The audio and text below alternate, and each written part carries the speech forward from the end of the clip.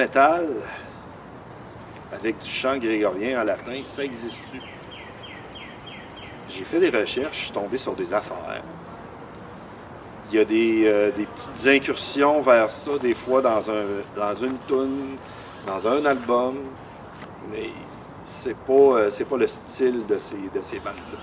Fait que je me suis dit, ben voilà, l'occasion est belle. Fait que j'ai commencé à penser à ça.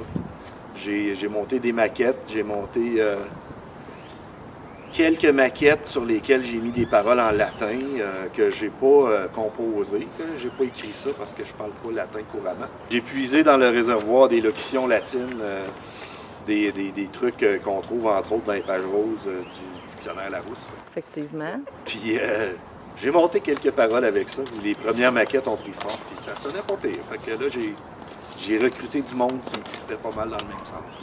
En fait, comme je disais, je parle pas latin couramment, fait que je suis allé vraiment grappiller dans l'élocution latine. J'ai fait du copier-coller.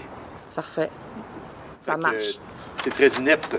Le fait de faire des paroles en latin uniquement, ben, à mon sens, à moi, c'est ce qui nous distingue parce que, tu sais, ça fait quand même depuis 2019 là, que je taponne dans ce projet-là. Puis, depuis le début, à faire écouter ça à du monde, ils disent « Ah, ça serait super bon en anglais! » Ouais, mais Chris, on sonnerait comme 3 millions de Exact. personnes, là, Exact.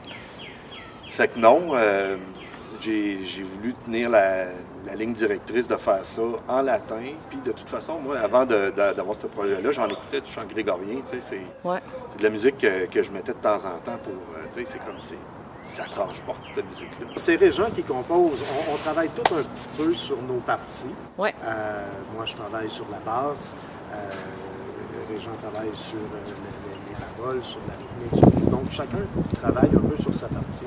Le drummer va travailler sur le drum, etc., etc.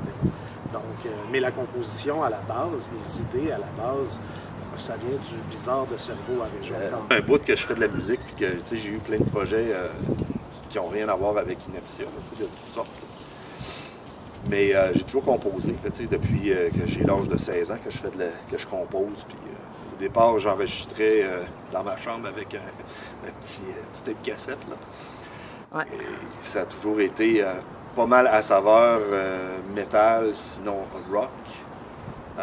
Puis ce qui m'a inspiré pour Ineptia, c'est comme au départ,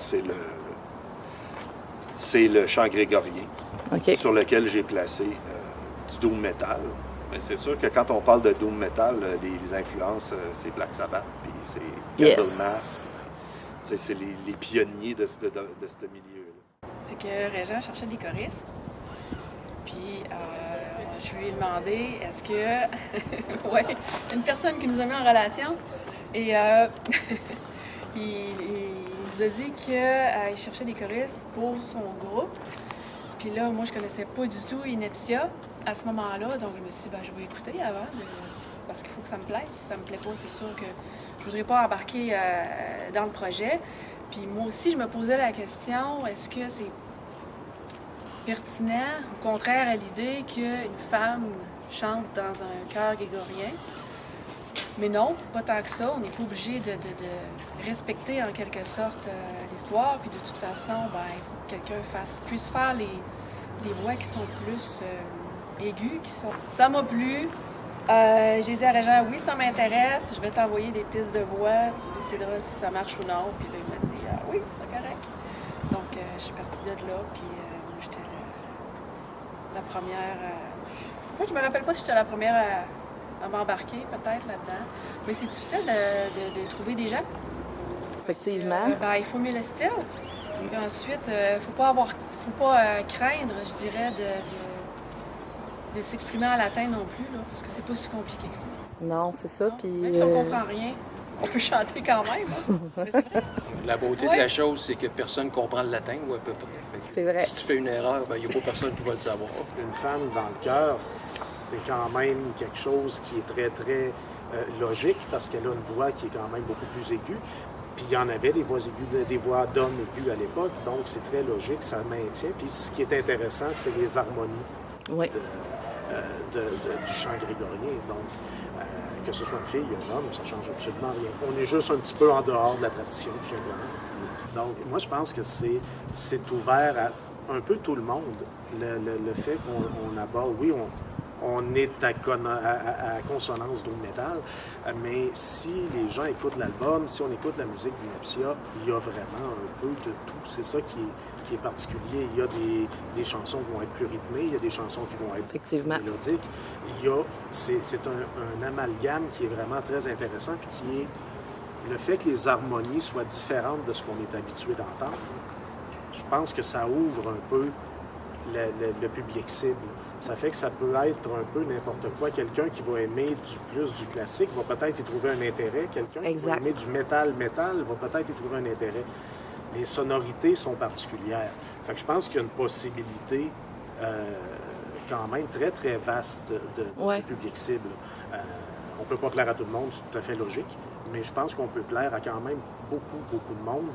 Même si on ne comprend pas le latin, c'est quand même une musique qui est très accessible, pas mal plus qu'on le pense. J'ajouterais que les gens qui ont une bonne culture musicale, qui ont une bonne base, qui connaissent assez de long en large la musique, sans que ce soit une question d'âge, mais vraiment plus une question de culture, vont trouver quelque chose qui va les intéresser dans la musique d'Ineptia. Ça peut être un ou plusieurs aspects. Moi-même, je dirais que la première, j'ai été surprise parce que je ne suis pas nécessairement portée vers le doom metal, mais j'ai entendu l'album, puis ça m'a accroché. Là, c'est tellement bon. Ce qui m'aide, c'est que moi, j'aime le chant grégorien depuis un bout de temps. J'aime le métal aussi, mais je trouvais que, c'est ça, l'amalgame là, était réussi. Quel genre de personne qui pourrait aimer Ineptia? Quel pourrait être le public cible? Moi, je considère que toute personne qui se considère un mélomane va aimer ce genre de musique-là que fait Ineptia, parce que c'est vraiment, on touche vraiment à quelque chose de l'art. Ouais. On fait comme une histoire un peu musicale en même temps. On est en train de composer la suite, puis c'est sûr qu'avec la pandémie, on n'a même pas eu l'occasion de faire de show avec ce qu'on a déjà comme matériel. C'est ça qu'on veut mettre sur place en premier lieu, faire des shows avec le matériel du EP et de l'album In Persona Stundi. Mais on est déjà en train de composer la suite. Comme je disais, ça s'enligne pour être intéressant, un album concept, doom metal progressif. On est disponible sur toutes les plateformes de streaming. www.ineptiamusique.com pour notre site. Il y a un lecteur sur le site aussi. On peut entendre la musique. Il y a plein d'informations là-dessus.